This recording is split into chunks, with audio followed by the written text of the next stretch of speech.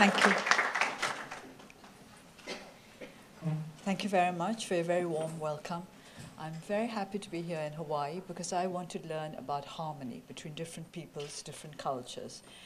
Burma is starting out on the road to democracy.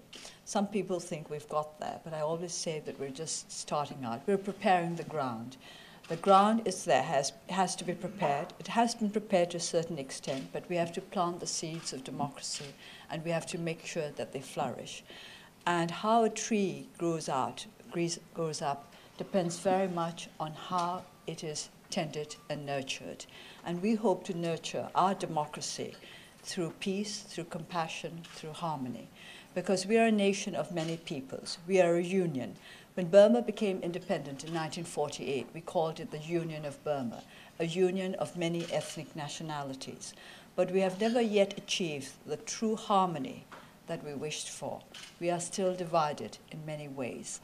And I hope to learn from the people of Hawaii how we can reconcile differences and how we can build unity out of diversity, how we can make diversity a strength rather than a weakness for our nation. Basic to all this is an emphasis on peace and compassion. I do not think that you can separate peace from compassion, because peace begins from the heart. Unless there is a spirit towards peace that is inclined towards peace, you cannot achieve peace. And the inclination towards peace in the spirit is very much dependent on compassion for those who are different from you. Compassion is different from generosity. It is different from love. It is, in fact, more precious than love because, as some people have remarked, love and hate are very close to one another. But compassion is totally removed from hatred. And we want to build a nation, a society that is totally removed from hatred. Well, perhaps not totally, because that's not humanly possible, but as totally removed from hatred as humanly possible. And on this basis, we want to build up a nation that will benefit from the lessons that other nations have learned. I have said repeatedly over the last 12 months or so that our great advantage is that we're behind everybody else, so we can learn from their successes as well as their failures. We can choose from what other people have done, what we think would be beneficial for our people and what would not be. Yesterday evening, I was having dinner with friends on Waikiki Beach, which is considered one of the most beautiful, most desirable places on this earth. And it was lovely. Everything was beautiful. My friends were lovely. The food was lovely. The scenery was lovely. But it occurred to me that in spite of all that, I'm happy to be in Burma struggling with my people. We are not rich yet. We are perhaps not as beautifully laid out materially as you are here, but I'm happy with my people who are struggling to overcome their weaknesses, to overcome our difficulties. But we hope that our friends will help us in our struggles, because struggle can be beneficial if we approach it in the right way. I do not believe that suffering necessarily elevates or cleanses. But if you cope with struggle in the right way, you will build up the kind of strength that is necessary to construct a society that will ensure justice and peace for its peoples. And this is what we're aiming at. There can be no justice without peace, and there can be no peace without justice. I'm not saying this simply because I'm the chair of the Committee for Rule of Law and Tranquility, but I like the name of the committee very much. It makes some people smile, the tranquility part. But I think it's very important. Rule of law should aim at tranquility. That, after all, is why we want law and order, not in order to crush people, not in order to suppress people, but in order to ensure that everybody enjoys both independence and security, both freedom and security. When people ask me what I mean by democracy, I often say that what I mean is a system that will give us both freedom and security in the right balance. In the name of security, many authoritarian governments have deprived their peoples of freedom. But in the name of freedom also, the security of people have been destroyed. So what we are looking for is a society where there is a harmonious balance between freedom and security, based on a foundation of compassion, based on a foundation of respect for differences between cultures and traditions. Because our ethnic nationalities adhere to different traditions, different cultures, and I would like to keep all these alive and vibrant, but controlled by the necessary for all to be in harmony, not controlled by outside forces, but by internal forces, each ethnic group recognizing the rights and the values of other groups and coming together to build up national values that will be able to keep us all united together, united in harmony, in understanding, and in the desire to bring about what would mean progress for the whole country, not just for one particular part of the nation. I hope that as we work towards this, what might seem to people very idealistic goal, which I think is actually very practical. It is not idealistic to go after the kind of goals that will ensure future harmony and unity in a society. As we work towards these goals, I hope that we will have you with us, friends who understand what we are going through, because the people of Hawaii understand that this beautiful society was created through much sorrow, through much struggle, and through much suffering. But you have come to a point when you have learned to cope with your differences and to build up a particular culture of peace and harmony. And this is what we are seeking, striving to achieve. So I hope that we will have your help on this matter. Thank you.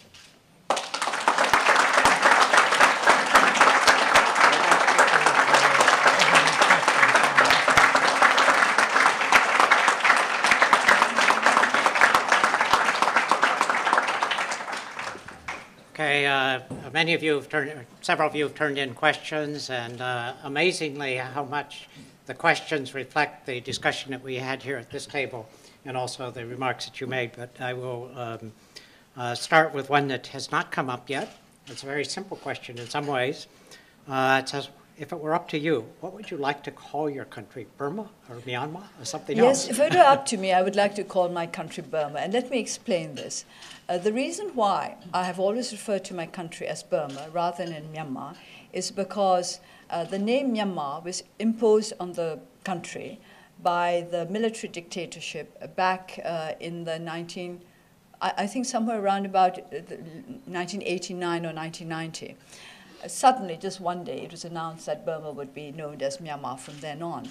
The reason given was that Burma was a name imposed by the colonial government of the country, and that Myanmar referred to all the ethnic peoples of the country, and not just to the Burmese ethnic group. Now, that, of course, is factually incorrect, because Myanmar is simply a literary form of Burma, which simply means the Burmese ethnic group, not the others.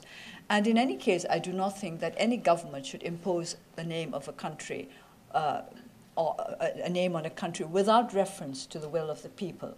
And also this assertion that we have to get rid of the name Burma because it was a colonial legacy, I find narrow, and I think it reflects lack of self-confidence rather than anything else. If we consider the names of Japan, China, India, Indonesia, Philippines, well, we can go on. These, you could say that these were names imposed, if you like, on these countries by colonial rulers or by foreigners.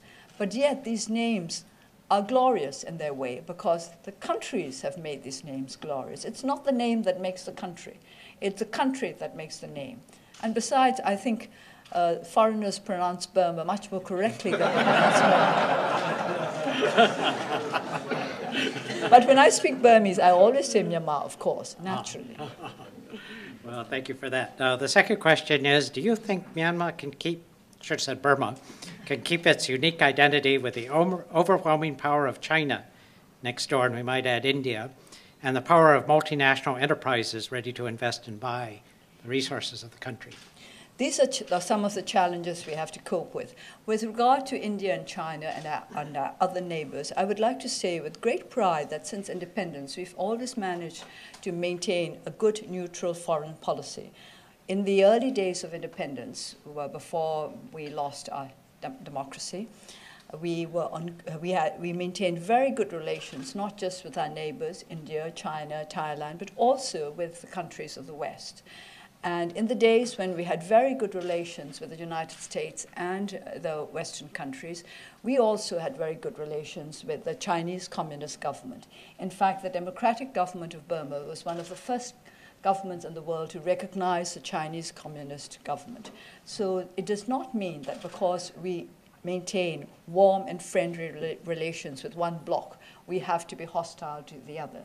I think that we always have to maintain good relations with our neighbors. It's good policy, it's practical, and also it makes for a happier situation all around, not just for our countries, but for the whole region and for the wider international society.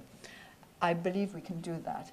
Now, the challenge of multinationals coming in will be a new one, and it is something that we have to meet with common sense, with intelligence, and with a lot of hard work. I'm a great believer in hard work. I always say, no hope without endeavor. If you hope for something, you have to work towards it. You can't just hope that it will happen. If we want our society to survive the new challenges that we're facing now, we'll have to work very hard to do that. But as I said earlier, we would also like to think that our friends will help us to achieve our goals. I think the next question comes from somebody who knows that Pierre Omidyar has started an online newspaper here in Hawaii, and at the East-West Center works with journalists all over the region and is planning an international media conference next year in Burma. And the question is, what are your thoughts about media freedom in Burma? Have there been negative aspects of having press freedom, and what are the positive aspects? I think there are always positive and negative aspects to every development. I'm very happy that we have greater media freedom in Burma now than we had in the past. This new freedom started only about a couple of years ago. I think basically it started around the time of my release towards the end of 2011. There have been there are now quite a number of independent journals and magazines, and we are soon going to be allowed to publish daily newspapers that do not belong to the state. Many new journalists, some young. I'm very hopeful with regard to the younger journalists because, of course, like a lot of young people, they're idealistic. But on the other hand, we have to be aware of the fact that the media these days has great power, and as people say, power sometimes corrupt. And some of our journalists are more intent on getting their articles published. They're more intent on popular news that will make a splash, than on news that will have a positive effect on society. Now, there are those who will say that it is not the job of a journalist to do anything positive for society. But I believe that it's everybody's duty to do something positive for the society in which he or she lives. I think this is a basic human responsibility. And I'm a great believer in responsibility. In fact, I go on about it ad nauseum, that a sense of responsibility is the most important characteristic for any law-abiding and responsible citizen. Responsibility, responsible citizenship, they go together. So with regard to the media, yes, there will be negative aspects to a free media because there will be those who will not use their freedom in the right way, let's put it that way. And there are those who will be responsible about their ability to influence the thoughts of the people for whom they are writing. So this is something we have to work towards all the time. I think you in the West are particularly aware of the dangers of unconsidered media freedom, in the sense that irresponsible, writing about anything and everything without any regard for whether or not they're writing about the truth. I was just discussing at the table that the Buddha taught that whatever you have to speak, what is the truth. But that's not enough. It has to be beneficial. First, it has to be true. Second, it has to be beneficial. And then third and fourth, it can be either acceptable or unacceptable to your audience. Acceptable in the sense that the audience might not be pleased by what they hear. Acceptable in the sense that whoever is listening to you would be pleased by what you say. So the first requirement, of course, is the truth. But that's not enough. If it's true and it does not benefit anybody in any way, it's better left unsaid. Now, I think this is something that a lot of media people could think about. Even if they are writing about what is true, does it really benefit anybody in any way? And then thirdly, what we believe is that if you offend people, if people who are listening to you don't like it, even if it's the truth and even if it is beneficial, sometimes you have to think about whether or not you should be the one saying it. It might be better said by somebody else. It might come better from somebody else. And of course, if it is acceptable, that's all right. But even if it is unacceptable, sometimes it has to be said in the interests of the society in which you live. Thank you for that. We have a lot of news media in the room that I'm sure we're listening very carefully. The next question is about the Constitution, and it asks how you would amend the Constitution in two senses, what you would want to change, and then practically, are you able to change it through the current constitutional process? What we want to change about the Constitution are those clauses which detract from democratic values. There are a number of them. We were discussing one in particular, which has a lot to do with me. This clause which says that anybody with a member of the family who has a foreign nationality would be debarred from taking up the presidency, the post of president. Now, the reason why I object to this clause is because it was written with me in mind. And I do not think it is right for any constitution to be written with anybody in mind, whether it is written to keep anybody in office for life, or whether it is meant to it is written with the intention of keeping anybody out of office for life. It's just not acceptable. It's not democratic, and it's not what a constitution is all about. There are, of course, other clauses to the Constitution which detract from democratic values. I'm most concerned about some of those which may put obstacles in the way of genuine union, because the aspirations of our ethnic nationalities are not fully met by the present Constitution. And unless we can meet those aspirations, we can never hope to build up a true and lasting union based on peace and harmony. So there are many things that have to be changed. Now, the different clauses of the Constitution require different ways of amendment. The most difficult, such as the one I'm talking about with regard to the presidency, would require a vote of more than 75% of the members of the legislature. Now, 25% are all nominated members of the military. So that means that, first of all the civilian posts, civilian seats would have to be filled. Some have not been filled for some reason. Their elections have not been possible in some constituencies. So first of all the 75 civilian seats would have to be filled. All the 75 civilians would have to agree to the amendment, and one brave soldier must also stand up and say that he stands by the civilians, because we require more than 75%. So that's a tough order. But I have to say that I'm not unduly worried by it.